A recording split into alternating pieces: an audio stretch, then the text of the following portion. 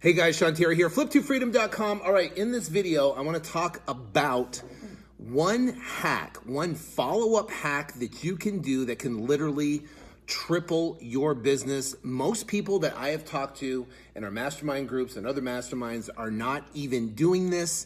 And you might not even be doing follow-up at all anyways. So what happens is, and let me explain the importance of what we're about to talk about in this one hack, is that a seller has what's called a decision timeline, a seller decision timeline. And what happens is they initially get the idea that they want to sell a property, right? And then during that idea and that process, what they're going to do is they're going to go online, they're going to check Zillow, they're going to check Redfin, they're going to talk to a real estate agent.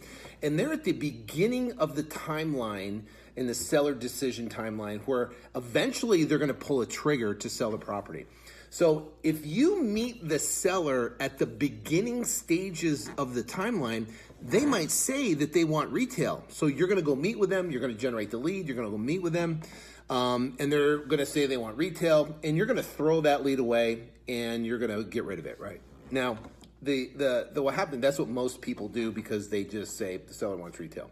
And they're not going to ask the question to find out, hey, when did you consider selling your property? Where were you in the process of getting ready to sell your properties, to kind of understand that timeline. So what happens is a seller goes through this, and what they're going to do is they're going to talk to a realtor, go on Zillow, talk to a friend, and maybe their house is trashed. Maybe it's a rental property that's been trashed or whatever, and they're getting quotes on what it takes to fix it up and stuff. And a realtor says, "Oh, you're going to have to list it for this because it needs work, whatever." And then they're going to say, "Well, hey, have you tried the investor route?" Or maybe they get a postcard, or they get 25 letters in the mail. And they say, "Well, I'm going to try to call these guys." So they call a couple people. Some people answer their phone. Some people don't answer their phone. They finally get some people on the phone, and that come over and give them some ballpark numbers over the phone. Maybe they come to the house and give them an offer. And eventually what happens, they come to a point within this timeline that they, boom, pull the trigger and they are ready to sell. They've made their decision. They're okay on price, and bam, they're ready to pull the trigger. That is the majority of the sellers you're going to talk to. Now, there's going to be the rarity of sellers where they get a postcard, they meet with you, they have to sell now, they're desperate, and they're going to pick up the phone and sell it. That's 1 in 25, right? But for all the other sellers, the other 24 sellers you're talking to, they're going to go through this seller decision timeline. So what happens is, if you meet with them initially in the beginning and you have no follow-up sequence during that timeline, you're not going to get the deal. Right? Because someone else is going to have a follow-up sequence and someone else is going to meet with that seller and be able to get that contract. So one of the critical points that we do is during this process, literally initially, let's say we have an appointment on Monday, we're going to do this every single Friday. And then we're going to do it every Friday. Our ritual on Friday, our core business practice on Friday is to do what's called a compliance call.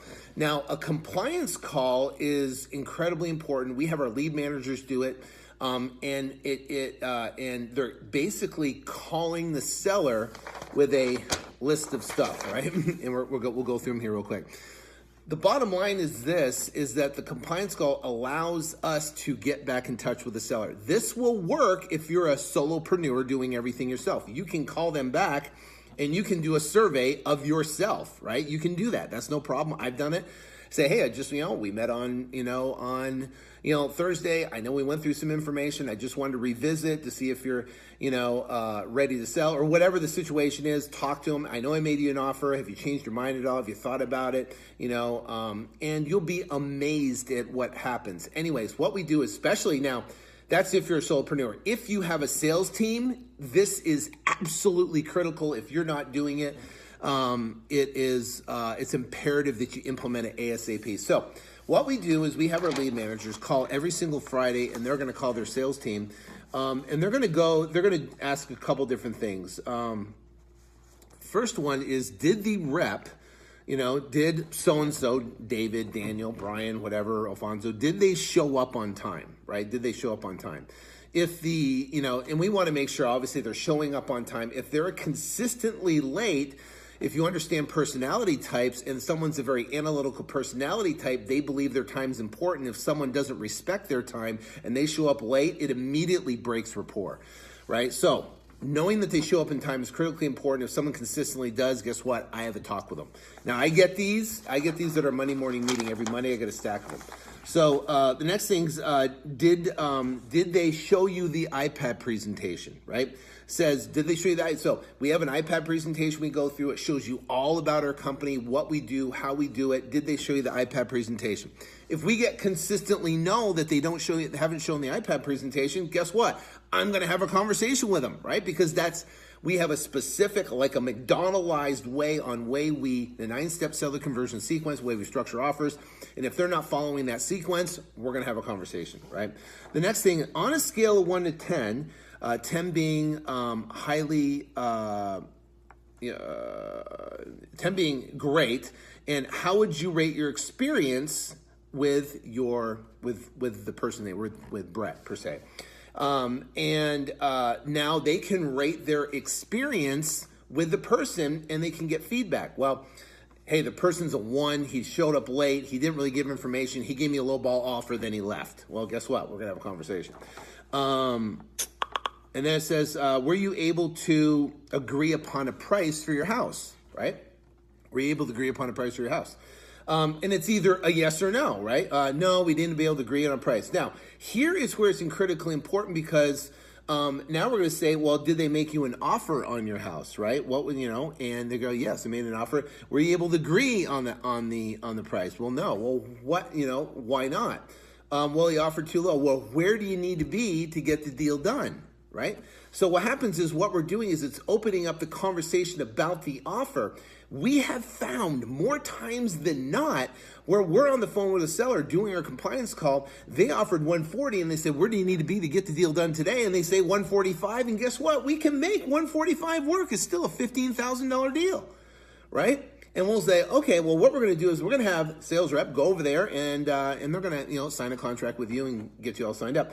And we go back and get contracts on that. We're still looking to buy another house in your neighborhood. Do you know anybody that could, so like a referral? So we got that white price. Any additional notes or comments? So any other thing you'd like to say about so-and-so that Brett or whatever his name is, your sales guy, anything else you'd like to say about them, and then let them elaborate. Hey, he's a great guy. He gave some great information. He showed up on time. His offer just didn't work for us. He was really nice. Or the guy was a complete jerk. He came in, walked around the house, gave me a low ball offer and left. Right? This will do two things. One, it will keep your sales rep accountable to follow the process. And one, you really get feedback from a seller on how your company is being represented. Now, I have fired people, 3 people off these compliance calls. Guess what? They were showing up late. They were getting bad reviews. The sellers are saying they weren't giving really good information. And we have fired people. And guess what? It will save you tens of thousands of dollars, especially you're spending money on appointments, and then they're going on appointments. You can know real quick, they go on appointments for a week and they come back and they're showing up late and they're getting a bad response. Well, okay, we're having issues with the sales rep, and then you can hone in on exactly what they're doing or not doing with these particular sellers. So this is what's called the compliance call. It's incredibly important. If you want to get this right here, this is a compliance call sheet.